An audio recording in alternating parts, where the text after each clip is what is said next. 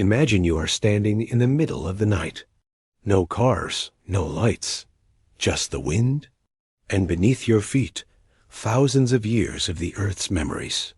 There are discoveries that when humans find them, history must be rewritten. There are temples older than agriculture. There are bodies that still have skin after 5,000 years. There are maps depicting continents that no one has ever set foot on. We call it archaeology, but sometimes it is the whispers of our ancestors. 1. Göbekli Tepe, the temple older than wheat. Imagine you are standing on a wind-blown hill in eastern Turkey, where the morning sun has just risen above the horizon, casting gold on the silent stones that have been there for more than 11,000 years. Before your eyes are stone circles, each consisting of T-shaped columns nearly 6 meters high, weighing tens of tons, standing still like ancient secret guardians. Welcome to Göbekli Tepe, the site considered to be the oldest temple in the world, appearing around 9,600 years BC, more than 7,000 years before the Great Pyramid of Giza, and even longer before people knew how to grow wheat or raise sheep. There are no houses, no traces of habitation, only giant stone blocks intricately carved in the shape of animals: lions, foxes, antelopes, bison, and birds of prey. They are not decorations, but symbols of belief, ritual, death, and life. The strange thing is, the people who built Göbekli Tepe were still hunter-gatherers. They had no wheels, no metal, no agriculture. So how did they move and erect 10 to 20-ton stones? And why did they do it? Archaeologists, led by Klaus Schmidt in the late 1990s, concluded religious beliefs probably came before agriculture. People gathered together to build places for rituals, and from there, the need to settle down and cultivate arose. A quiet but shocking hypothesis. Was the gods the reason humans built societies in the first place? And then, as if everything was done, they buried it with their own hands. The pits were filled in intentionally, as if they wanted to leave Göbekli Tepe to sleep forever.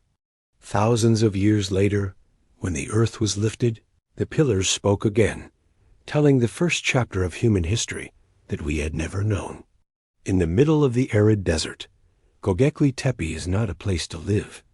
It is a place where people come to close their eyes and believe. 2. Stonehenge. When the sun becomes myth, dawn has just broken through the thin mist.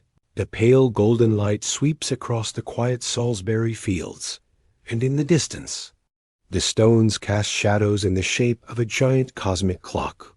You are standing in the middle of Stonehenge, the most mysterious stone structure ever built by mankind. Built around 3000 BC, that is more than 5,000 years ago. Before your eyes are stone slabs weighing from 20 to 40 tons, standing upright, connected to each other by a system of grooves. No mortar, no steel, just incredible precision. But the most astonishing thing is that every stone is aligned with the rising and setting of the sun on the summer and winter solstices. As each season passes, light shines through the cracks in the stones at the right sacred moment. It is as if the ancients, even without writing, could still hear the heartbeat of heaven and earth. What's even more amazing, Stonehenge's special bluestones are not found in Salisbury. They came from Wales, over 250 kilometers away, over mountains, rivers, by hand. No one knows why. No one knows how. What we do know is, this is not just a place of worship. It is not just an observatory. It may have been a place where people came to remember and be remembered. There is a theory that this is a place to communicate with the souls of the dead. When the sun sets between the two stones, darkness falls, like a door opening to the other world. Today, Stonehenge still stands. The wind still blows through the old stone pillars, and the light, once a year, still falls right into the crevice where the ancients once looked, as if time still hears the call of the ancestors. 3. Ötzi the Iceman, the traveler frozen in permafrost. You are on the edge of the Alps, on the border between Austria and Italy. The mountain wind cuts through your skin like a knife, and in a narrow crevice of ice, something glistens. Not ice. It's human skin. In September 1991, two hikers stumbled upon an ancient body that was almost perfectly preserved. The skin still intact, the animal skin clothing, a bronze axe lying next to it. The man hails from 3300 BC, and the modern world calls him by his simple name, Otzi. Researchers are amazed. His body still bears traces of seasonal pollen crystals, undigested food, handmade tattoos, and a fatal arrow wound to the back. Otzi did not die of old age. He was murdered, then preserved by the permafrost as a message to the future. In Otzi's stomach, people found roasted chamois meat, whole wheat, wild vegetables, his last meal, probably just a few hours before he fell. In his hands, there were also flint daggers, herbal bags for stomach aches, and an unfinished bow. Small objects, but tell the story of survival, worry, and struggle of a man more than 5 millennia ago. Otzi's death has never been definitively explained. Maybe he was ambushed during his migration, or betrayed by acquaintances, or simply, he just fell in silence, and history accidentally remembered him.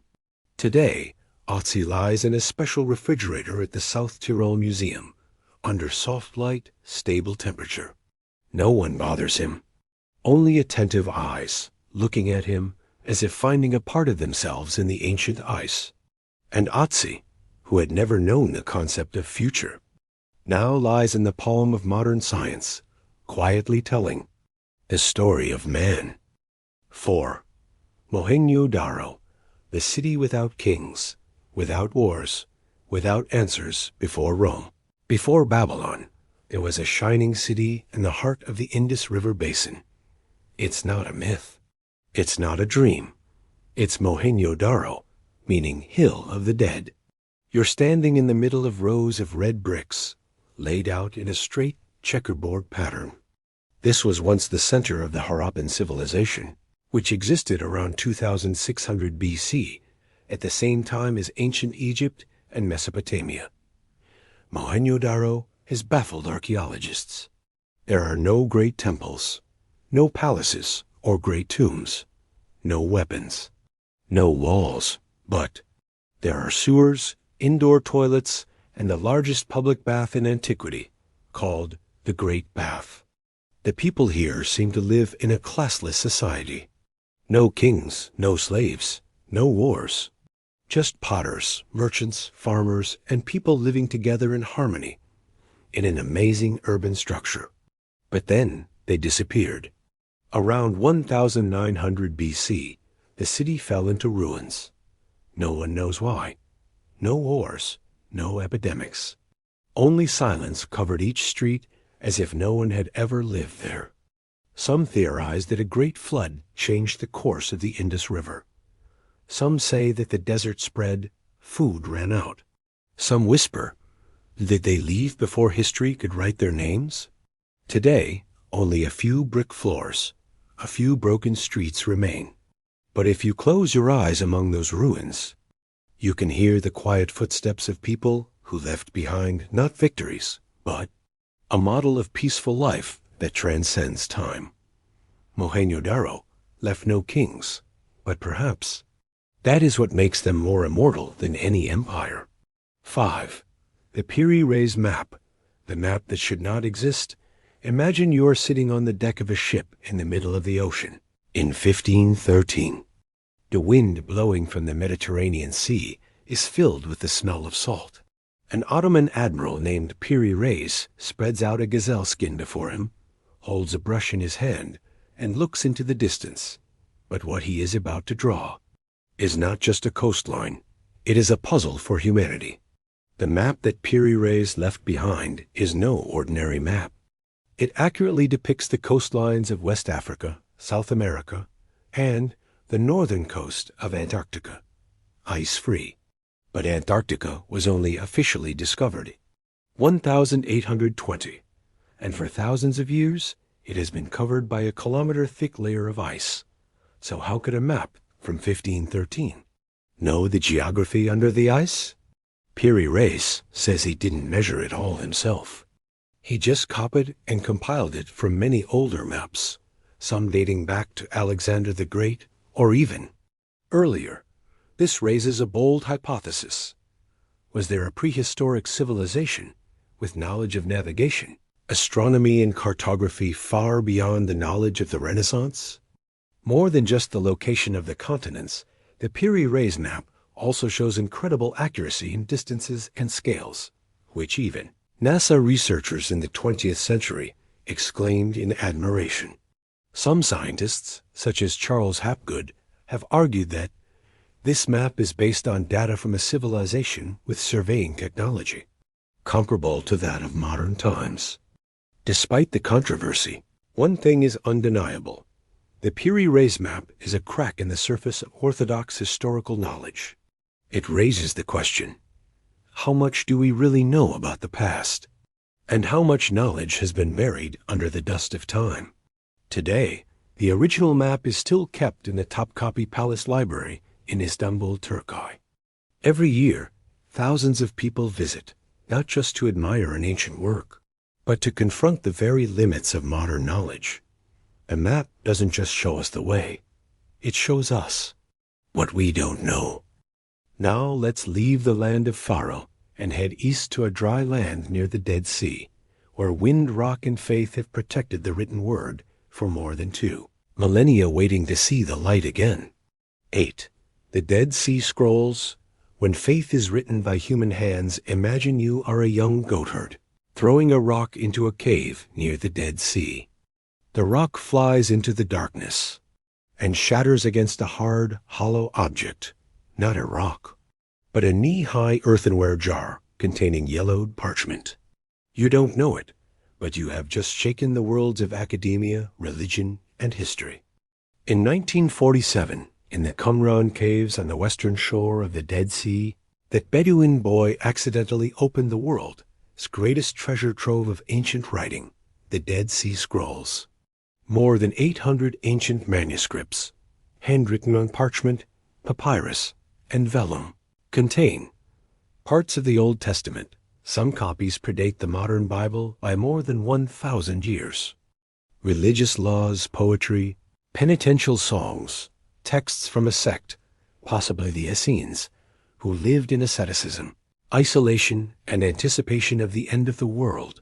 The Dead Sea Scrolls are not a treasure trove of material goods. They are a copy of the faith, handwritten, line by line, letter by letter, by people who believed. If life cannot last, at least let the words live. But it's not just the text. These scrolls tell the story of a tumultuous time in ancient Israel, when the Jews fought the Romans, when the faith was persecuted, when the small people were determined to preserve their identity with words, not weapons. The manuscripts were tightly rolled, placed in jars, and buried deep in caves, waiting for a stranger to come along after millennia. When the modern world began to forget the faith, those dry scrolls spoke again. Today, you can see them, or parts of them, in the Israel Museum in Jerusalem. They rest in frosted glass cases, the light soft, the temperature steady. There is no sound of the desert wind. But if you listen closely, you will see faith can also have the smell of ink, the rustle of paper, and the breath of people who never wanted to be forgotten. 9. Dwarka, a legend that's no longer a legend. In the epic Mahabharata, there was a glorious city called Dwarka, built by Krishna, the hero god and king.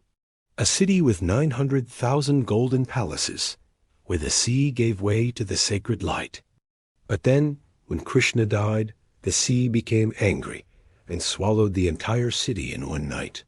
For thousands of years, people called it a legend, a religious story, a sacred metaphor, until 1983, when Indian archaeologists surveyed the seabed off the coast of Gujarat and discovered stone walls submerged underwater, brick roads, ancient temples, and even pottery, gold rings, wheel axles.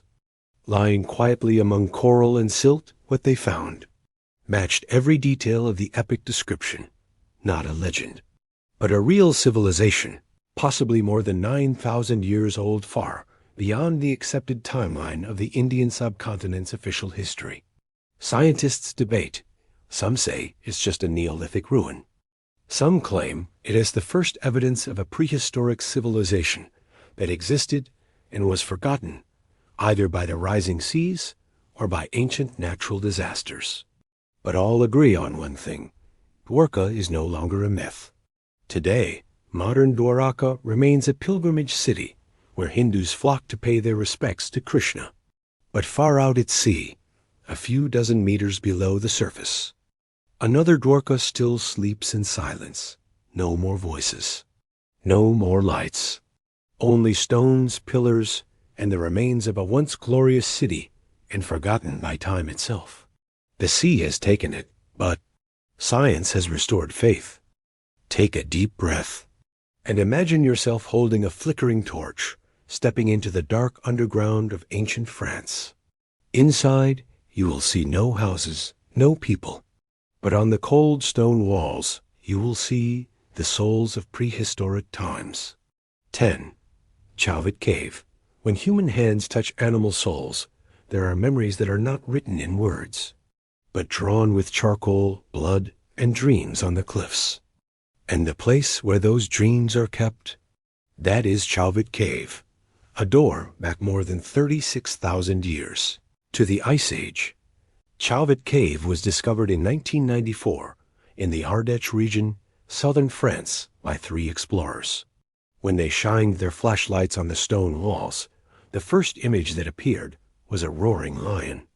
Then there are mammoths, rhinoceroses, cave bears, horses, bison, all moving, roaring, chasing each other in a world of unimaginable vividness. These paintings are 3 times older than the Great Pyramid of Giza, and so detailed. Some of the strokes show movement, the horse's legs fading away as if running through the darkness. There are no houses, no tombstones, no stories of life, just wild animals, painted with reverence, precision, and incredible artistry. Archaeologists believe these were not decorative paintings. They were spiritual rituals, where prehistoric humans tried to connect with nature spirits, even animal spirits. Along with the paintings, people also found children's footprints, knee slips, fingerprints on the cave ceiling, and a hand with a missing finger, repeated like a signature. Could this be the first artist in human history? The Chalvet Cave is now sealed to protect the paintings. No one is allowed to enter, but a perfect replica has been built next door so that everyone can enter the world where our ancestors lived, painted, dreamed. In silence and darkness, the human hand has sought to say what cannot be put into words. And so, history is not only written in stone, but also drawn in the soul. But we have only gone halfway. From the temple submerged in the Anatolian snow to Chauvet's hand painted on the cliff, each discovery is a whisper, from the ancients to the moderns. But the greatest mysteries, cities swallowed by the deep jungle, structures that surpass the understanding of modern physics, and civilizations that once defied time and gravity, still lie there silently, waiting to be heard. In Episode 2, we will enter the Golden City of El Dorado, myth or truth.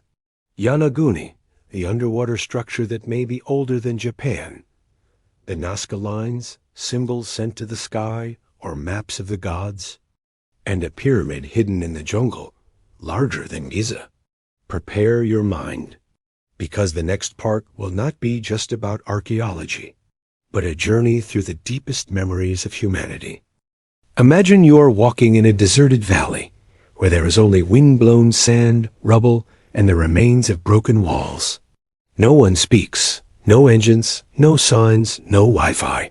But beneath the ground you are standing is an entire city that once shone as brightly as the sun. There were civilizations that were as vibrant as New York or Tokyo today. There were temples that were as tall as skyscrapers. There were kings who sat on thrones of real gold and then disappeared, without a word of goodbye. They did not leave behind a story in words. But what remains, broken, burned, buried in sand, or sunk to the bottom of an icy lake, whispers to us something important, something they never intended to forget. In this episode, we step into the world of lost civilizations, from the talking stones of Nimrud to Angkor Wat hidden in the jungle, from the man-made hills of Mexico to the floating city in the Siberian ice. Not just archaeology, timeless messages. This is where the past speaks. Just close your eyes, slow your breathing, and listen. 1. City of the Gods, Palenque and the whispers of the jungle. There are places on earth that never scream for attention. They just lie there, patient, swallowed by time and the jungle. Palenque is one such place. Hidden in the jungles of Chiapas, Mexico, the city was once the seat of power of the Maya civilization, an empire steeped in astronomical knowledge, mystical architecture, and obsession with life after death. When European explorers first entered the area in the 18th century, they did not find a city of glittering palaces. They found only tangled vines, tree roots wrapped around stone statues, and weather-beaten stone arches, yet still standing tall, refusing to disappear completely. Then they found the tomb of Pacal the Great, a Mayan king buried beneath the pyramid of the inscriptions, in a stone sarcophagus carved with symbols so strange that some thought he was an alien astronaut. But no, it was just an image of Pacal falling into death and rising to heaven in the Mayan cosmos. As the sunlight filtered through the jungle canopy and down the moss-covered stone steps, you could almost hear a voice whispering, "We lived, we loved, we thought we would never be forgotten." And you see, not all sacred things are contained in churches or scriptures. Sometimes they lie deep underground, protected by tree roots and oblivion. 2. Nimrud, the city of the winged lions erased. There are civilizations that do not disappear because of time. They disappear because humans deliberately erase them from memory. Nimrud, also known as Kalhu, was once the capital of the ancient Assyrian Empire, an empire so powerful that it made the entire Middle East tremble. Here around 800 BC, King Ashurnasirpal II built a city more magnificent than Ty's, Babylon, with a palace hundreds of meters long covered with religious images, sacrificial rituals, and gods, with human heads, lion bodies, and wings, called Lamassu. They are the eternal gatekeepers, placed at the entrance to the palace, more than 4 meters high, carved from a single block of stone. Their faces are human, but their eyes transcend time. When Western archaeologists excavated Nimrud in the 19th century, they couldn't believe their eyes. Reliefs depicting battles, rituals, and even mythical hanging gardens were found under a meter of soil. But then, thousands of years later, the city was once again destroyed, not by time, but by modern warfare. In 2015, extremists used sledgehammers, explosives, and bulldozers to obliterate the legacy of Nimrud, a city that had once been a symbol of power and art, reduced to dust in front of cameras and social media. People called it a second death. A death not of stone, but of memory. Yet the engravings, the Lamassu statues, housed in the Louvre, the British Museum, still stand silently, as if whispering to those who will listen, "We were the heart of an empire, and we will not remain silent forever." 3. Angkor Wat, the jungle temple that dissolves and comes back to life. If you have ever stood in the middle of a quiet forest after a rain, when the mist still hangs between the trees and the moist soil, you will understand the feeling when you step into Angkor Wat. It is not a place to just look. It is a place that makes you bow your head in silence. In the middle of the Cambodian jungle, Angkor was once the greatest capital city in the world in the 12th century. An ancient metropolis with an estimated population of more than 1 million people, more than any city in Europe at that time. And at its center was Angkor Wat, a wonder built not for humans, but for the gods. With more than 5 million stones transported without wheels, without iron or steel, only by hand and faith, Angkor Wat is not just a building. It is the architectural thinking of a civilization that believed that the physical and spiritual worlds could be connected by stone, water, and light. But then Angkor disappeared, not because it collapsed in war, but because nature reclaimed its land. The complex irrigation system that had made it so prosperous was choked by floods and climate change. The jungle invaded. The Bodhi tree grew through the walls. The temples were swallowed. In the 19th century, French explorers crossed the jungle and suddenly saw stone towers rising like dreams among the trees. Angkor did not disappear. It hid itself. Today, with each step in the stone corridors of Angkor, you hear more than just the wind. You hear the sound of time, going backwards. You see the silhouettes of the ancient craftsmen, carving stone with their bare hands under the red sun for something more sacred than themselves. We have built the immortal, and now we leave it to you to find. 4. The Siberian permafrost mummies. When the cold holds memories in the heart of Siberia, where winter is not a season, but a destiny, there are lands where the ground has not thawed for thousands of years. There, time does not pass. It just lies there, frozen, silent. It is there that archaeologists have discovered ancient mummies, people who have slept in the permafrost for more than 2,500 years. They were not preserved by technology or rituals like the Egyptians. They were mummified by nature itself, by ice, cold wind, and absolute isolation. The most prominent of these is the mummy of Princess Yukok, a young woman of the Pazyryk culture, found in 1993 on the Yukok Plateau on the border with Mongolia. Dressed in hand-woven woolen cloaks, soft animal skin boots, and surrounded by burial objects such as bronze mirrors and intricate embroidery. But what stunned the world were the tattoos on her skin, spirals, divine beasts, and symbols that resembled maps of the afterlife. She was not forgotten. She was simply preserved, frozen, waiting for the right moment to be heard. And then more were found. Warriors, hunters, noblewomen, all encased in ice, their features almost intact. They not only told us who they were, but also showed us that they lived in a world that was cold but not wild, where art, beauty, and death lived side by side. Ice can bury a culture, but it can also preserve it like a perfect time machine. 5. Mohenjo-Daro, a city without kings, without war? If you ask, where was the most ideal city in human history? The answer will not be in Egypt, not in Greece, not in Rome, but on the banks of the Indus River in the silent ruins called Mohenjo-Daro. Built more than 4,500 years ago, at the same time as the Giza pyramids, Mohenjo-Daro belonged to the Indus civilization, one of the strangest civilizations we have ever found. Here, there are no traces of palaces, no temples of power, no imperial tombs, no majestic monuments. But there is something far beyond its time: order and harmony. Mohenjo-Daro had the most modern sewer system of ancient times.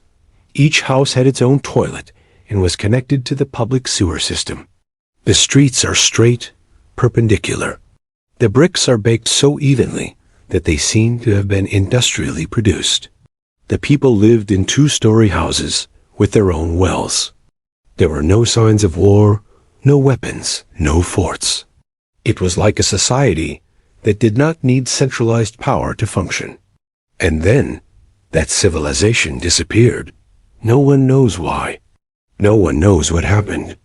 Their writing, no one has yet deciphered it. They came, they lived, they built something ideal, and then they left, leaving a question hanging in history. Can people ever live in peace without domination? Mohenjo-Daro did not answer. It was silent. And in that silence We heard a dream that was never fully lived. 6. Derinque, the underground city 18 levels below ground. Not all civilizations reach up to the sky like pyramids. Some choose to go down, very deep, to the point where you can't see the sun. Only rocks and darkness. In the Cappadocia region of Turkey, beneath the mushroom-shaped rock valleys and surrealist basalt columns, lies Derinque, a massive underground city buried underground for thousands of years. It's not a big cave.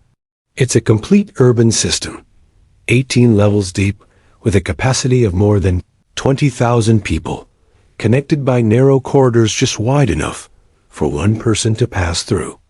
And there are barns, kitchens, churches, wine cellars, classrooms, cemeteries, but the best part is, the air still circulates.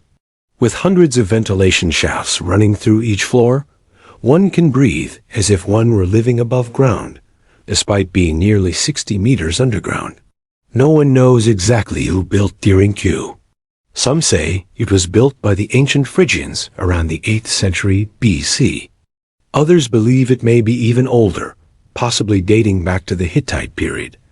But clearly, this was not a place to stay. It was a refuge from invasion, from religious persecution, from the darkness above ground. And strangely enough, Derinque was designed to disappear. The entrances were round stone slabs, weighing up to a ton, rolled shut from the inside. When locked, the entire city disappeared from the world. People used to think this was only possible in fairy tales, until a local broke down the wall of his basement in 1963 and discovered a whole city behind it. A city that no one knew existed. A city that, perhaps, it didn't want to be found. 7. Saqqara, the step pyramid and the ancient necropolis that never stops telling tales. When talking about ancient Egypt, people often think of the Giza pyramids, towering and perfect. But before Giza, before the concept of the golden triangle of pyramids, there was Saqqara. Located about 30 kilometers from Cairo, Saqqara is not just a cemetery, but the oldest stone diary of ancient Egypt. Here, around 2650 BC, the legendary architect Imhotep, who was later revered as the god of medicine, built the step pyramid of Djoser. It is not pointed, not smooth like Giza. It has 6 steps, like stairs leading the soul to heaven. And it is here that the idea of the Egyptian pyramid was born. But Saqqara did not stop there. Over the millennia, it became the burial place of countless kings, princes, nobles, each one adding a layer of architecture, a mystery, a message. A tomb is opened, and 1,000 questions arise. In the past decade alone, archaeologists have discovered more than 250 intact mummies, 59 painted wooden coffins that have never been opened, and an ancient embalming workshop which once operated as a burial center more than 2,600 years ago. The wall reliefs are still fresh in color. The hieroglyphics still tell stories as if they were yesterday. There is the tomb of a baker. There is the tomb of a musician. And there is the tomb of the gatekeeper of hell, carved with a curse that prevents strangers from entering. Saqqara does not close. Every year, the sand recedes a little. Every time the wind changes direction, a stone reveals something no one has ever seen before. Because a real cemetery is a place where memories are not yet at rest. 8. Heracleion, the Egyptian city swallowed by the sea. There are cities that are lost to time. There are cities that are destroyed by war. And then there are cities that are swallowed by the sea itself. Heracleion, or Thonis in ancient Egyptian, was once the gateway to an empire, a bustling commercial port on the Mediterranean coast, where all ships had to stop before being allowed to enter the sacred lands of the Nile. Once a religious, commercial, and ceremonial center, where Cleopatra was crowned in the Temple of Amun, Heracleion had red granite temples, statues of gods taller than 3 stories, and a maze-like system of wharves. And then it disappeared. without a word of farewell. No one knows for sure why: earthquakes, rising sea levels, liquefaction from floods. But Heraclean sank to the bottom of the sea around the 2nd century BC, and for more than 1,200 years, it existed only as a vague name in a few ancient records. Until 2000, when marine archaeologist Frank Gaudio and a team of divers first discovered unusual debris under 6 meters of mud off the coast of Aboukir Bay. What they found stunned the world. A 5-meter-high statue of a god lying on its side on the seabed, ancient wooden boats almost intact, and giant stone tablets, still clearly showing the names of gods and queens. Heraclean was more than just a city. It is a reminder that the sea does not forget. Today, as divers gently move each piece of pottery, each coin, each rock, as if peeling back the layers of the ocean's memory, we suddenly understand there are chapters in human history that must be rewritten in water. 9. Pompeii, the last footsteps frozen in volcanic ash. If you could stop time, at the moment everything ended, what would you see? In the city of Pompeii, southern Italy, people saw it. A moment of death, preserved in an eerily perfect way. Not in ice, not in rock, but in volcanic ash. In 79 AD, Mount Vesuvius erupted unexpectedly. No sirens sounded. No one thought the lava could come so quickly. Within hours, a thriving city, with theaters, markets, spas, temples, bars, was buried under 6 meters of hot ash. Instead of disappearing, Pompeii was frozen in history. When excavated in the 18th century, archaeologists were amazed by what remained. The vivid murals still retain their original colors. The food in the kitchen has not burned out the dining table. The wine glasses, the gold rings, still lying as if nothing had happened. And especially, the bodies surrounded by ash, forming a hollow mold. Experts poured plaster into it and created the final form of the victim. You see a man lying face down on the ground, a mother hugging her child, a dog cowering still on its leash. No words can accurately describe these images. Pompeii does not need to speak. It only requires you to stand there and be silent. Because here, death is no longer an end, but a permanent photograph of a moment when humans are so small before nature. 10. Dead Sea Scrolls. When the past whispers in animal skin, not everything important is carved in stone. Some secrets are written by hand in black ink on animal skin with the utmost care, then rolled up and hidden in a cave where no one can easily find them, until 2,000 years later. In 1947, a Bedouin shepherd boy threw a rock into a small cave near the Dead Sea and heard the faint sound of a jar breaking. That's how humans first encountered what would later be called the Dead Sea Scrolls. The ancient manuscripts, written in Hebrew, Aramaic, and Greek, housed in 11 Qumran caves, contain more than 900 texts dating from the 3rd century BC to the 1st century AD. They're not just religious. They are books that never appeared in the official Bible laws, letters, poetry, and prophecy fragments that tell of a community that was ostracized but never stopped recording its own history. The strange thing is, the scrolls were extremely well preserved thanks to the arid climate around the Dead Sea. It was as if nature itself wanted to preserve this voice. And then, the whole world of religion, archaeology, history, and academia was shaken, because what was written on them could change the way we understand God, Judaism, Christianity, and the origin of the sacred. Each stroke of the letter, the breath of a living person. Each piece of paper, a piece of memory hidden from power, from war, from oblivion. Today, people still have not deciphered it all. There are still hundreds of fragments, broken lines, mysteries that have not been pieced together. But in the silence of the desert, where sand and salt are white, the scrolls still whisper, "We are not gone. We are just waiting for you, ready to understand." We have come a long way, from the stone pyramids in the desert to the underground cities deep below the earth, from the mummies in the permafrost to the panicked faces frozen in the ashes of Pompeii, and finally the blurred handwritten words hidden in a clay jar. Each site, each discovery, not just an archaeological story, but a way for humans to carve their names into eternity. In stone, in mud, in paper, in their last breath.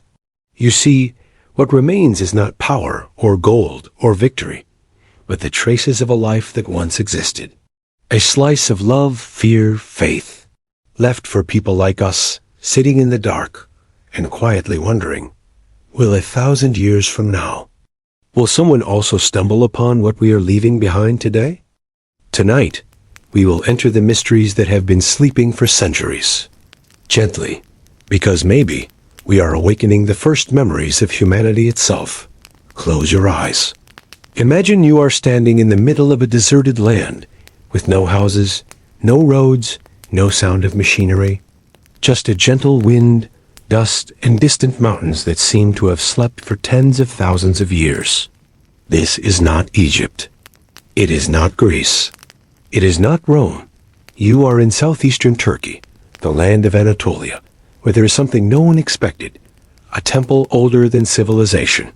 Buried under layers of earth and rock for millennia, Göbekli Tepe lies quietly among the sun-burnt sand dunes.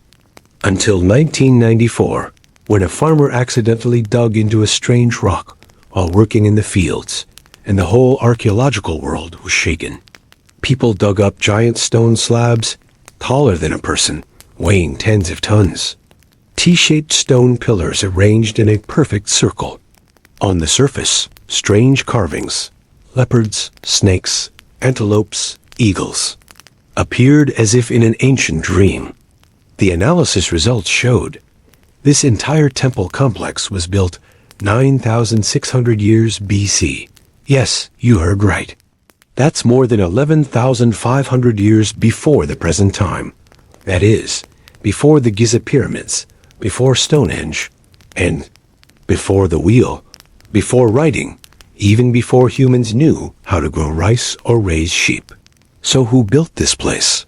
How did they do it? And why would a hunter-gatherer community put so much effort into such a massive project just to erect stone slabs? There is a hypothesis that sounds like a fairy tale, but it has left the academic world speechless. Perhaps it was religious belief that came before civilization. Spirituality, not the plow, was what led humanity to gather and build. Could it be that, from the earliest times, our ancestors, people without letters, without technology, still knew how to look up at the sky, whisper to the stars, and long to find some meaning for this fleeting life? Part 1. The sunny discovery of the 20th century in 1994. A Turkish farmer plowing his field on the arid hills of Göbekli Tepe, meaning hill with a navel, in the local language, accidentally hit a strange hard rock. Little did he know that the impact would be the key to unlocking one of the greatest archaeological mysteries ever uncovered. Klaus Schmidt, a German archaeologist who was working nearby, was called in to investigate. Schmidt had learned from previous documents that the site had been considered a Byzantine cemetery. But as he stood at the top of the hill, looking at the large, partially exposed stones, he had a hunch. He was dealing with something older than previously thought. And so the excavation began. Little-known archaeological details. The T-shaped stone pillars are not only 3 to more than 6 meters tall, but are also extremely smooth, with flat surfaces that no primitive tool of the time could easily create. Some pillars have a half-relief human hand carved around the body, giving the impression that the stone pillars are carrying the shape of a giant, possibly an ancestor, a deity, or a supernatural entity. In total, archaeologists have identified at least 20 circular structures, but have only excavated 5 because most of Göbekli Tepe is still buried. The animal reliefs are not only artistic, but also have the ability to reflect religious symbols or star maps, like the language of stone of our ancestors. Schmidt and his team believed that the site was not a settlement. There were no signs of habitation such as stoves, pottery, trash, or everyday tools. All of this suggests that this was not a place of residence, but a place of worship, possibly the first temple of mankind. Unexpected date: before civilization? To determine the date, the archaeological team conducted dozens of C-14 radiometric measurements on organic materials in the sediments that buried the stone pillars. That is, the layers of soil that were covered after the site was intentionally buried. This is the interesting point. Göbekli Tepe was not abandoned naturally, but seems to have been intentionally buried by the ancients. These layers of soil contained a lot of plant debris, animal bones, and burnt ash, enough to analyze. The results were unbelievable. The largest circles were dated to around 9,600 BC, more than 11,600 years ago. For comparison, Stonehenge, around 3000 BC, the Great Pyramid of Giza, around 2600 BC, the first agriculture in Mesopotamia, around 9000 BC, the first writing, around 3000 BC. That means Göbekli Tepe appeared before all, when people did not yet know how to grow rice, raise cattle, or use metal. And that is the biggest paradox. Because classical historical theories believe that only when people are settled, have food, have a stable social organization, can they build temples, develop religion, and art. But Göbekli Tepe reverses that entire line of logic. The archaeological community is deeply divided. Many initially rejected the discovery, claiming that there were errors in measurements, or suspected that the structure was fake. But when independent research teams from the US, UK, France, and Japan came to verify, everyone had to accept the truth. Some scholars even called Göbekli Tepe Genesis of civilization, the origin of civilization. 0 point of history. The 0 point of human history Professor Klaus Schmidt once said a sentence that made everyone ponder. It is not agriculture that creates religion. It is faith, the first thing that humans build. Part 2. Structure and architectural meaning. Imagine you are standing in the middle of the barren hills of Anatolia, where the gentle wind blows through the layers of dust of time. Before your eyes is a structure that shatters all definitions of human civilization. Göbekli Tepe, not a village, no traces of habitation, no rice fields, no pottery kilns. But there are giant stone columns, standing in circles. These circles, which archaeologists call ceremonial areas, have an average diameter of 10 to 20 meters. Each circle consists of 12 to 20 T-shaped stone columns, about 5 meters high, weighing up to 10 to 20 tons each, equivalent to the weight of a double-decker bus today. In the middle of each circle are 2 larger T-pillars, like a main stage for some sacred ritual, a spiritual center. There are no wheels, no draft animals, no metal pulleys. The people who built this structure did not know about agriculture, did not have wheat to harvest, but were able to transport hundreds of giant stone blocks across the harsh mountainous terrain. And it is not just one circle. To date, archaeologists have found more than 20 similar ceremonial sites stacked on top of each other through layers of soil, as if each generation wanted to preserve its legacy, then bury it so that the next generation could continue to build a new layer. What makes Göbekli Tepe different is not just its size or age. It is its symbolic meaning. On the surface of the stone pillars are a series of animal carvings: leopards, snakes, antelopes, foxes, vultures, meticulously carved down to every feather. The drawings were not created randomly. Surprisingly, these carvings do not appear randomly. They repeat in cycles, in a clear structure, as if each circle carries a specific theme, message, or lesson. Some scholars believe that it could be a star map in animal images, similar to the zodiac, but much more ancient. Others link it to agricultural rituals, although the time of construction of this temple predates the appearance of agriculture. There is also a hypothesis that the carvings are a story of origin, where people describe the spirit world, life, death, and the invisible forces that control nature. Some scholars have compared the radial arrangement of Göbekli Tepe to astronomical observatories, where people looked up to see the stars, the full moon, the phases of the sun, and recorded them through engravings, like a kind of eternal spiritual map. And when the sunlight shone on the ceremonial area at special times of the year, especially the summer and winter solstices, the rays of the sun fell directly on the center of the circle, like a kind of cosmic clock made of stone, more accurate than any device of the time. But all of this is still conjecture, because we cannot ask them. What is even more strange is the radial arrangement of each circle, not only creating a very loud resonance like the later Greek theaters, but also pointing towards certain points in the sky, such as the constellations Sirius or Draco. It seems that each stone is not just an object, but a sacred entity, placed in the right place to connect people, heaven, and earth. And all of this is just the surface, because most of Göbekli Tepe is still under a thick layer of soil, unexcavated. How many other circles are sleeping underground? How many unexplained symbols lie quietly waiting for the day to speak? Next part, we will go further. Who built this place? And are they really like us? Part 3. Did spirituality come before agriculture? Forget what you learned in your textbooks. That prehistoric humans lived as hunter-gatherers, and only when they learned to cultivate did they settle down, build villages, and then think about the gods. Göbekli Tepe puts a huge question mark on that evolutionary chain, and perhaps reverses the order that science once believed.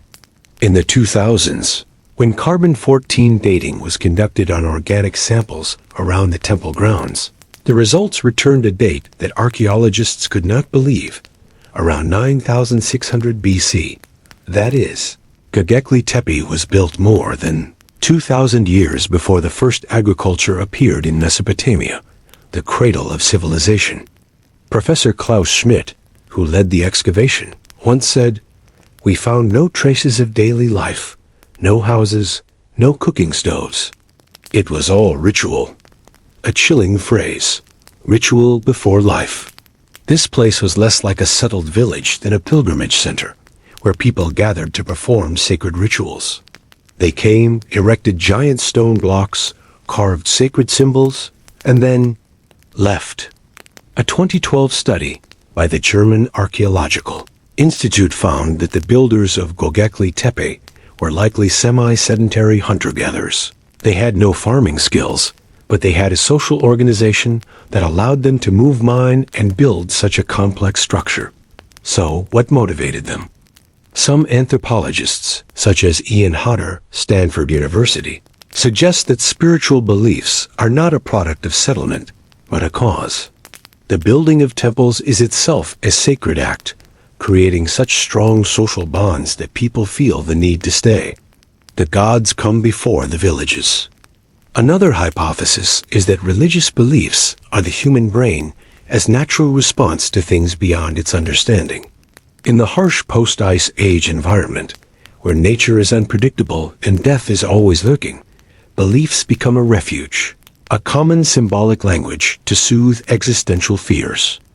A study by Harvey Whitehouse, Oxford University, shows that communities with complex rituals tend to develop stronger social cohesion and leadership systems, which in turn promote settlement and social development. Göbekli Tepe is not the beginning of a village, but a convergence of meanings. The first people who came here may not have thought about crops, but they did know how to look to the sky and carve sacred animals into stone as a spiritual map. And so, religion, not agriculture, may have been the first source of civilization. Rituals may have been the cause of settled communities. Klaus Schmidt himself believes that this place, although not a place of residence, was a ceremonial center that attracted groups from far and wide. Here, hunter-gatherer communities feasted together, built, and then parted ways. Oliver Dietrich and Jens Notroff argue in their article, A Sanctuary, or So Fair a House, that Göbekli Tepe may have been a place of festivals and initiation rites, used to connect and reinforce group identity. Excavations have uncovered large quantities of animal bones, including deer, antelope, pigs, birds, etc., combined with pounding tools, suggesting that large feasts took place at the temple. Research by Grusky, 2017, points to the presence of decorated human skull fragments, suggesting the possibility of a skull cult, part of a complex prehistoric religious ritual. In addition, artifacts such as stone masks discovered in the vicinity suggest that ritual practices had a performative element, possibly masquerade or sacred role-playing. In short, Göbekli Tepe is more than just a stone monument. It is living evidence of a time when spiritual beliefs were strong enough to cause wandering groups of people to stop, gather, worship, and change history. Beliefs may have led to the development of agriculture, rather than being a consequence of it. Part 4. Who were they? We know what Göbekli Tepe is, but we don't know who built it. There are no nameplates, no inscriptions recording achievements, no burials to trace identities. No swords, no bronze axes, no metal objects have ever been found. Just stones, and strange symbols on them. And because of that silence, curiosity grows. Who were these people who built this place more than 11,000 years ago, when most of the world was still hunting wild animals and building tents from animal skins? Unsettled, but organized Göbekli Tepe shows no signs of a large settlement. There were no cooking stoves, no kilns, no stables. Yet they chiseled, carved, and erected stone blocks weighing tens of tons, and arranged them all in a radial circular structure, like a stage for sacred ceremonies. We don't know who they were, but we know they had a very high level of organizational ability. Because to build such a structure, it requires planners, transporters, supervisors, sculptors, and also people who take care of food and logistics for hundreds, even thousands of people over a long period of time. It couldn't have been done by a small group in a few days. It was the result of joint efforts, scale, and common goals. An ancient Mecca? An intriguing hypothesis that has been mentioned by many archaeologists. Could it be that Göbekli Tepe did not belong to a single tribe, but was a meeting point for many different tribal groups? Just as millions flock to Mecca today, hunting parties of the time may have gathered here for rituals, to celebrate sacrifices, feast, trade, and bond over faith. The diversity of sculptural styles, the animal symbolism, and even the irregular arrangement of the pillars within the circles, all support the hypothesis that this was not built by a single community, but rather a product of cross-group, cross-regional collaboration. A nameless civilization? Göbekli Tepe is like a great ghost, without identity, without voice, but leaving a legacy that transcends time. Are we looking at the first civilization, before it could even take shape and disappear? Or perhaps, this is the first step of history, when humanity first stood before the sacred and asked, "Who am I? Why am I here?" And those questions led them to erect stones, carve symbols, and leave wordless messages for over 12,000 years. Part 5. The mystery of the intentional burial, but there is one thing, even more puzzling than the construction of Göbekli Tepe. That is, they buried the entire structure with their own hands. Not by natural landslides, not by the earth and rocks being washed away over time, but it was a deliberate act, carefully. Each layer of earth, each piece of rock, each trace, was buried regularly and systematically. What are they hiding?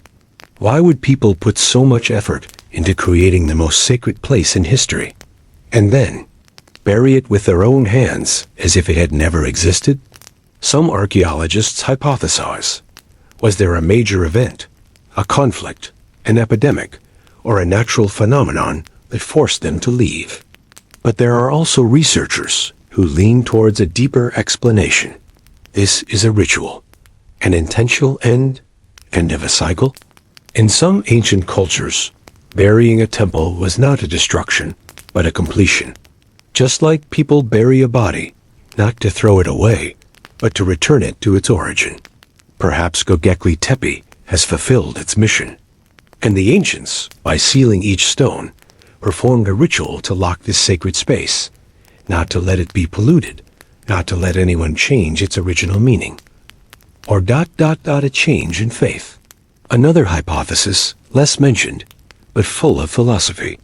Was it at some point that faith changed? People began to know how to cultivate, settle down, build houses, create stable societies.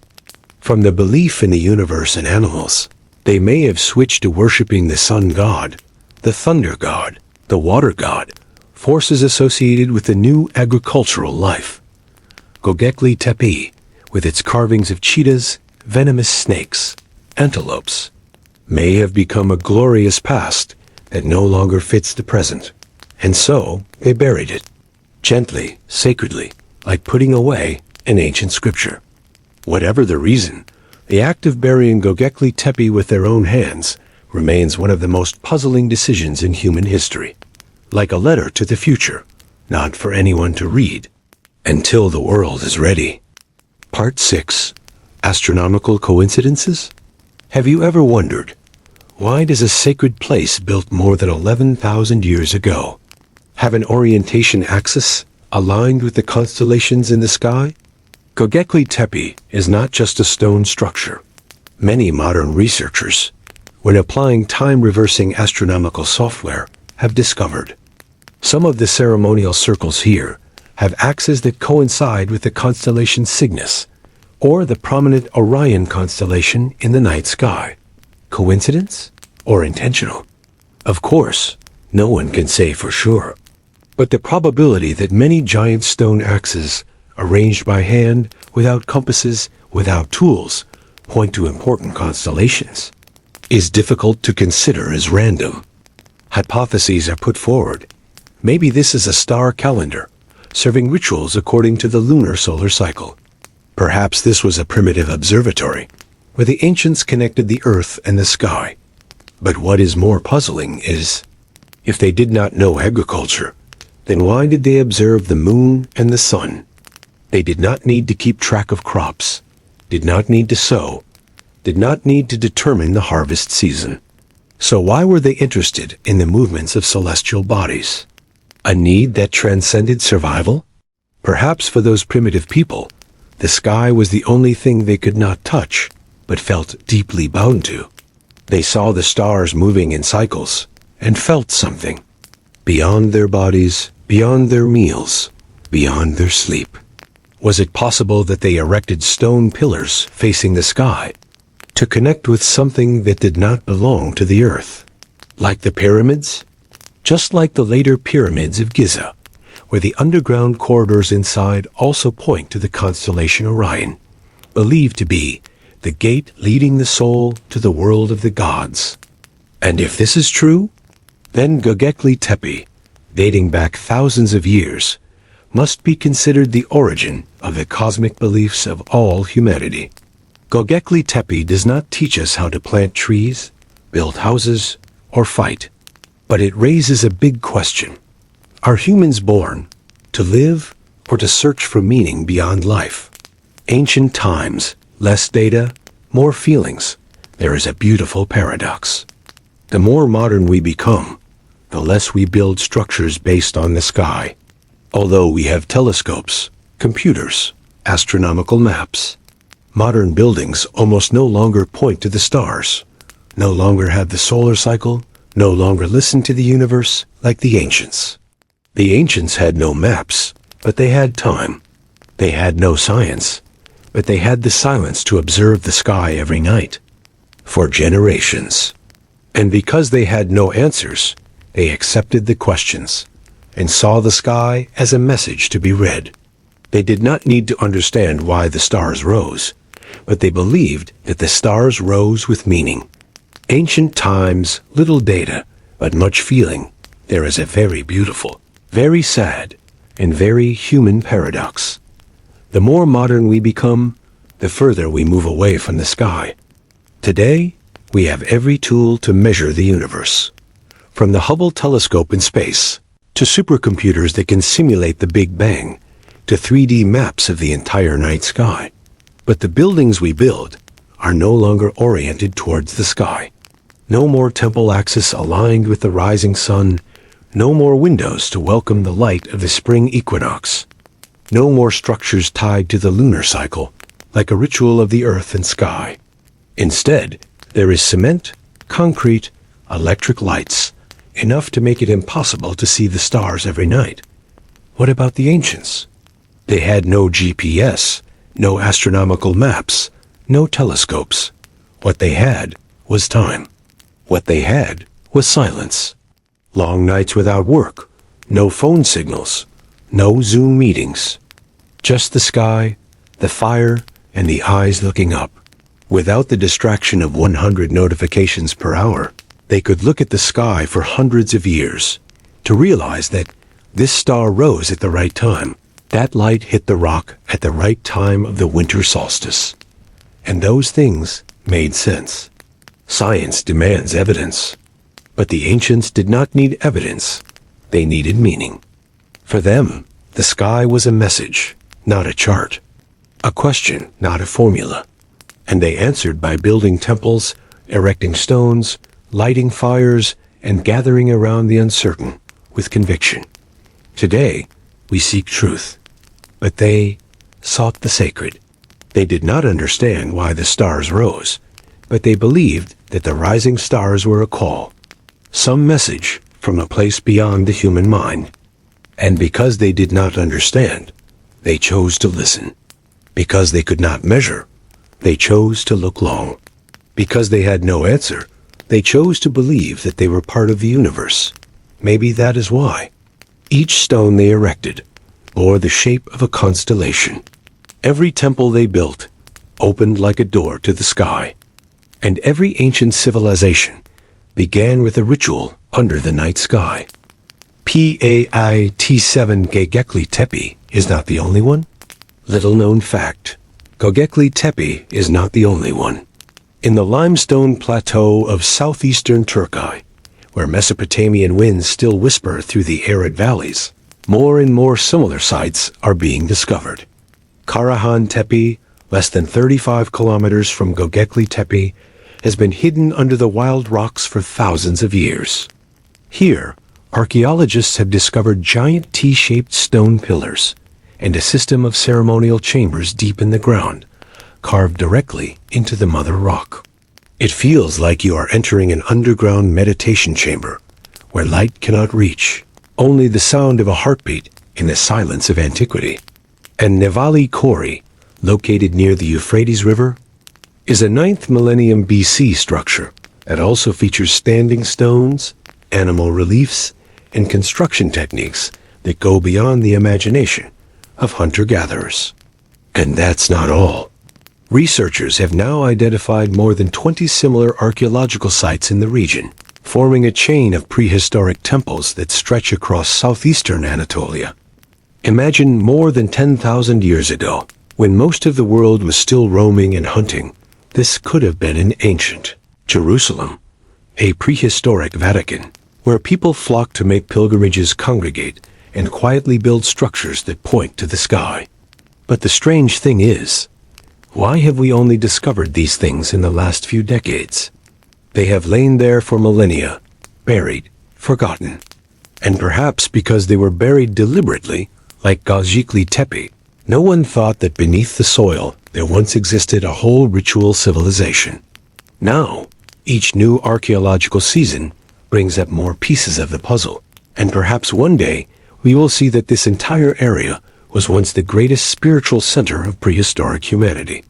A place where faith is built in stone, and the sky is the pilgrimage map. Part 8. Modern Perspectives and Controversies. Although Göbekli Tepe has become one of the most important archaeological discoveries of the 20th century, consensus is still rare in the scientific community. Some conservative archaeologists argue that we should not be too quick to call this place a temple or a ceremonial center, because there are no ancient texts, burial remains, altars, ashes, or any concrete evidence that rituals ever took place. According to them, Göbekli Tepe is simply a mysterious architectural complex, and all the stories attached to it may just be romanticization of the past. However, another group of scholars strongly disagrees. They argue that the very lack of traces of daily life, such as fireplaces, animal bones, or tools, is clear evidence that this place was not a residential area, but a sacred space reserved for ritual. If it were a place of residence, there would certainly be traces of eating and sleeping. But if it were a place of worship, the only things left would be carved stones and spiritual symbols. This debate is still ongoing and may never have an absolute answer. However, all researchers agree that Göbekli Tepe forces us to reconsider the entire evolutionary timeline of human civilization. Previously, people believed that agriculture was the basis for settlement, then social organization, and finally the development of religion. But Göbekli Tepe suggests the opposite possibility. Faith may have come first, and it was the desire for the sacred that motivated people to plan, cooperate, and build structures that would last beyond time. Perhaps there will be many more generations to come who will continue to debate the true meaning of Göbekli Tepe. Between the silent stone pillars and the distant memories of prehistoric times, this place still retains a layer of mystery so thick that even 1,000 years of research may not fully reveal it. But one thing is certain. Every time we look up at the starry night sky, we somehow feel what people 11,000 years ago felt. A deep urge to search for meaning beyond everyday life. And who knows, in our dreams, we will once again step into the stone circle of Göbekli Tepe, where time stands still and the past whispers softly to the present. In the silent white ice of the Alps, where no sound penetrates the icy wind, a man lies as if he has been sleeping for millennia. His skin has turned a coppery red, pale in the pale light reflected off the snow. An arm emerges from the ice, fingers curled as if trying to grasp something. Before time freezes everything, no one knows who he is. No one knows how long he has been lying there. Until one day in 1991, when two hikers stumbled upon the body on the route between Italy and Austria. At first, they thought it was a modern accident. An unfortunate hiker had just been buried in the snow. They called the police. But then the researchers arrived. They carefully brushed away the ice, touched the skin, examined the hair, the clothes, the neatly arranged items beside it. And they were speechless. Because the body had been lying there for over 5,000 years. The body had not decayed. The hair was still there. The limbs were still there. Even the last meal in his stomach had not yet been digested. No grave, no burial ceremony. He was left naked in the middle of nature, as if waiting for someone to find him. A death that seemed random, but had signs of being arranged. The location where he was found was a sacred landscape, according to many archaeological theories. More than 3,000 meters above sea level, surrounded by rugged terrain, not a place for hunting or shelter. And even more strange, personal items were neatly placed next to the body, unlike the victims of a normal murder or attack. A bow, pieces of cloth, flint tools, herbs, and even a piece of charcoal. All were arranged together, as if in some kind of ritual. Was he not simply a man who died in an accident? Was he a sacrificial object? A chosen person, carrying offerings sent up the mountain to act as a bridge between man and the gods? Some researchers call him a sacrificial traveler, one who was sent, never to return.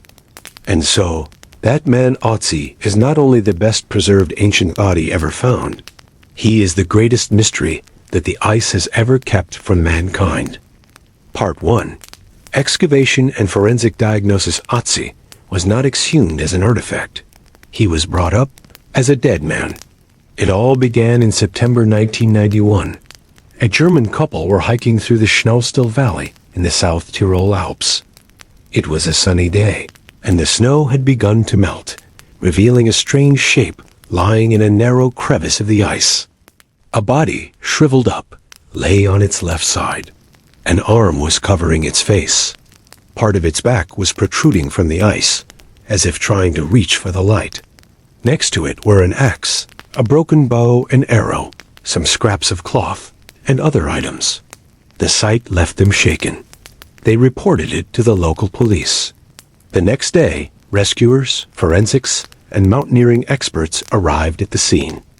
And like the first people, they thought it was just a modern corpse, a recent accident. They tried to get the body out of the ice, using metal axes and shovels, causing some serious damage to the body that they later regretted. But then everything changed when the results of the analysis of the carbon-14 radioisotope from the bones and linen on the body were published around 3300 BC. A shock to the entire scientific world. Otzi had been lying in the snow and ice for more than 5,000 years. Just imagine, in the middle of a cold morning thousands of years ago, instead of a small man lying motionless in a crevice of ice, we see a giant creature. A mammoth with thick fur covered in frost, curved tusks piercing the snow, its muscular body frozen in time. An extinct animal. A spirit from the Ice Age. If that were what we found, the world would probably be shocked, but also more accepting, because the mammoth is a symbol of the Ice Age. But instead, it was a man like us, with eyes, skin, fingers, and a beating heart. And he lay there alone, in the thick ice for 5,300 years, as if sleeping in the middle of the universe. That was stranger than any mammoth, because it was not just a fossil, but a big question for humanity. Who was Otzi? And why did he lie there? For 5 millennia.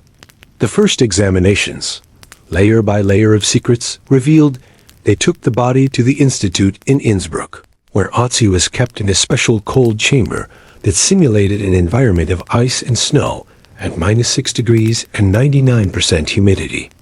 Experts began CT scans, X-rays, tissue analysis, hair samples, DNA and bone structure. And from there, a portrait gradually emerged. Otzi was a man of about 45 years old, 160 centimeters tall, weighing about 50 kilograms. He had brown hair, shoulder length, a short beard, and a lean build, signs of someone who lived in a harsh environment.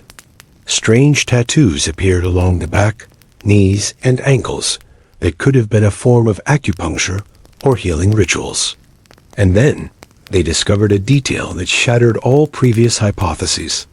Otzi did not die of cold. His body had an arrow lodged in his left shoulder, severing his aorta. There was a deep gash on his right hand, as if he had been in battle. And in his stomach, his last meal of antelope meat, grain, and moss remained intact, indicating that he had been eating normally just hours before his death. All of this pointed to one terrible truth. Otzi had been murdered. An ancient murder, or a ritual sacrifice. At first, researchers thought he had been the victim of an ambush while hunting or fleeing. But the details were not consistent, as personal items were placed too neatly, with bows and arrows arranged next to him, herbs in leather bags, tools carefully wrapped. There were no signs of robbery, no scratches. These clues led some archaeologists to suspect that Otzi was not the victim of a simple murder. The way he was laid out, head toward the mountain, face to the east, may have had a spiritual significance. The items that accompanied him may have been offerings. And the location where the body was found, a treacherous ravine, over 3,000 meters high, seems to have been carefully chosen, not a place to stumble upon accidentally. A theory that is gaining more and more support. Otzi may have been a sacrificial victim in an ancient ritual, a chosen person taken up a high mountain, carrying his most precious things to surrender his body to the gods. Part 2. The baggage of a chosen one. Imagine you are looking at a man lying motionless in the ice, in the middle of a cold mountain. But around him is not the panic of a fugitive. Instead, there is a strange arrangement, as if he had chosen to lie there. Next to the body is a bronze axe. Not an ordinary weapon, but an axe with a red pine handle, connected to a bronze blade by resin adhesive. A technique known only to the most skilled. And did you know? Metallographic analysis shows that the copper in the axe was mined in Tuscany, Italy, hundreds of kilometers away from Otzi. Would a casual hunter need such a sophisticated item? Then there is a whole set of small knife-pointed stone tools. Deer antler hooks for sharpening stones, dry bark for lighting fires, and flint scraps from far away. Each item was packed and preserved, as if he were preparing for a journey of no return. Each item was a message, that he was not a lost man, but a man on a mission. But the strangest thing was inside his own body. Analysis of his stomach revealed that Otzi's last meal was antelope meat, grain, and plenty of fat, enough energy for a long journey. But who was on the run, eating such a sumptuous feast? Or was it a sacrificial feast? Could it be that he was not running away? He was heading towards his destiny. Like an ancient ritual where people were sent away with their most precious possessions. And those items, the axe, the bow and arrows, the dagger, even the grass-lined leather shoes, the hand-sewn bearskin coat, were not just survival gear. They were symbols. Signals to the world that this man was not normal. Was he the chosen one? No one can answer. But the old, tattered, strangely arranged objects are the first clues to a hypothesis. Otzi may have been a living offering sent in exchange for something greater, for the whole community. A question lies quietly deep under the ice. Part 3. Ancient skin marks. When scientists began examining Otzi's body with infrared light, they discovered something peculiar that was invisible to the naked eye. His skin was covered with more than 60 tattoos of dots and lines, concentrated around his lower back, knees, ankles, and wrists. At first, this made many people think of therapeutic procedures. Was Otzi the first person in human history to receive acupuncture? German biomedical researchers compared the locations of the tattoos with traditional Chinese medicine sayings and were surprised to find that many of them overlapped significantly. There were black dots right where the fights often caused pain due to degeneration. Could it be that Stone Age societies possessed a primitive form of healing, combining imagery and belief? But then, questions begin to arise quietly, but not easily dismissed. If this was a painful treatment, why did Otzi have not just 3 or 5, but 61 tattoos? Why would a man being pursued, as the fugitive hypothesis suggests, have the time to draw each symbol on his body? And what is more strange is that none of these images are artistic in the way we find them in later cultures. There are no animal figures, no hunting scenes, no ornate patterns. They are surprisingly simple. Sharp songs, small dots following each other like ancient codes. Maybe it was not a cure, but a ritual. A way to disguise oneself before entering the afterlife? Or is it the signature of the tribe to mark a chosen one? The Forbidden One chooses sacred symbols to lead the soul up the high mountains where the ice keeps the secret. It is safe to say that some scholars believe that these images are like maps, not geographical maps, but natural maps guiding the soul.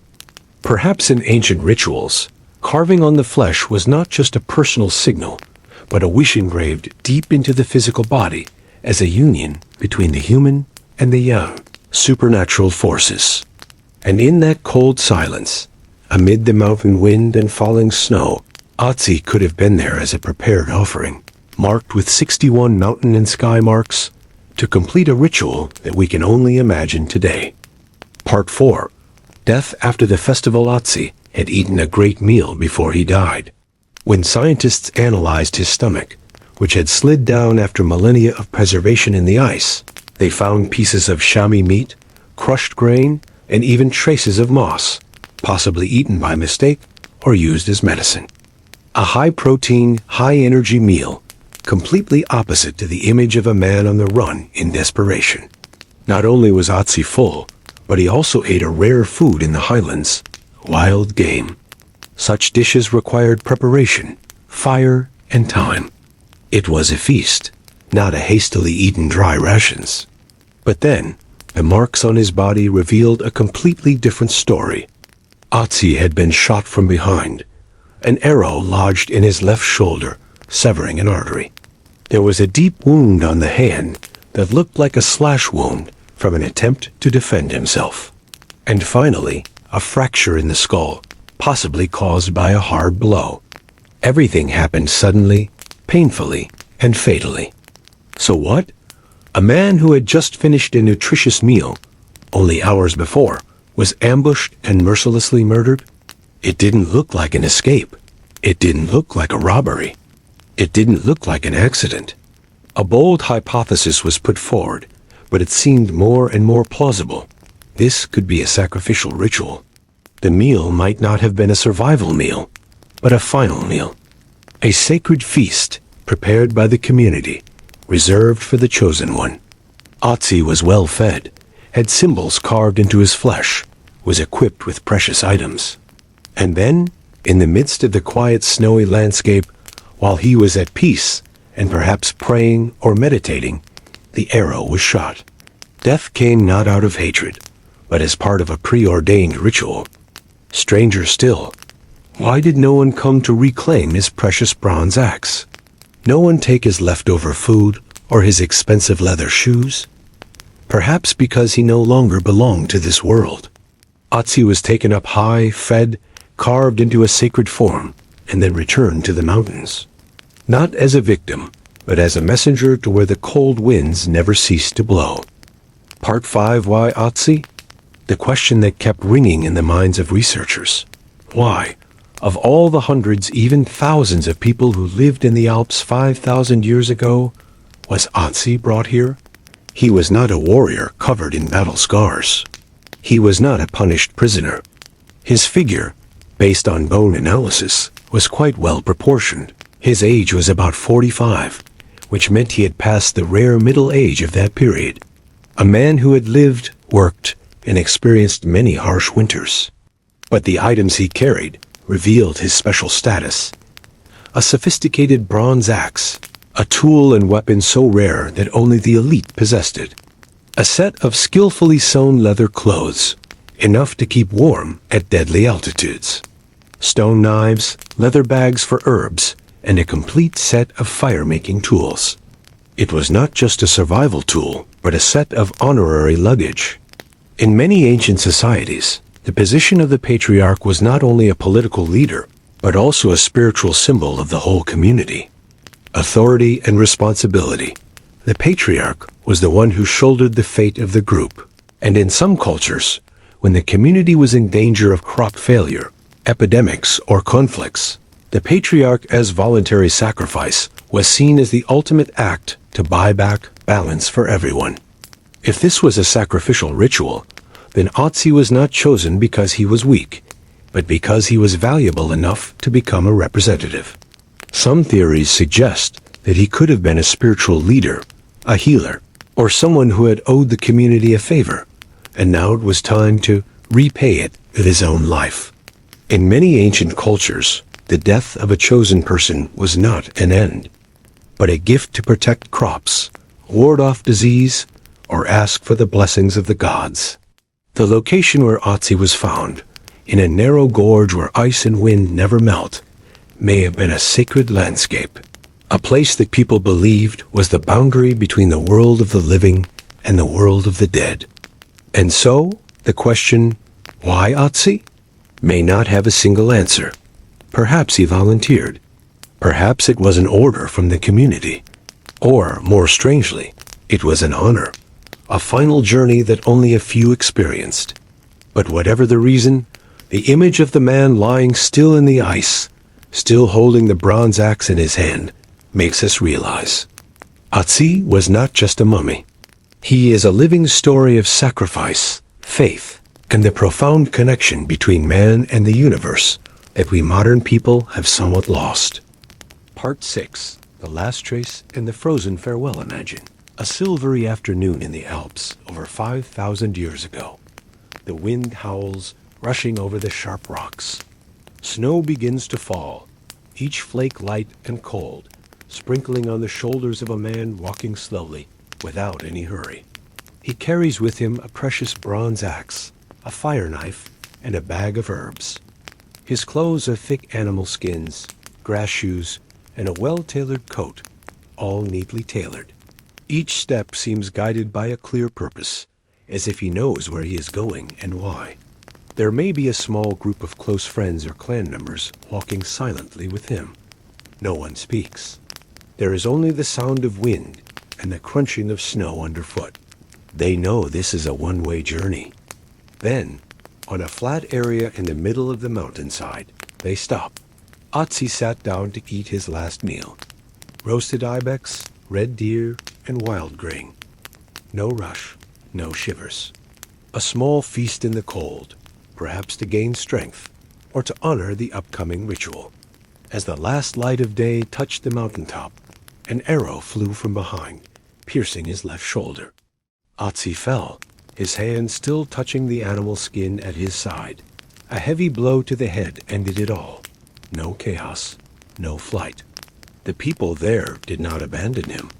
They replaced his clothes, arranged his belongings beside him, so that he lay facing what might have been the sun, or perhaps a star they believed was the gateway to the afterlife.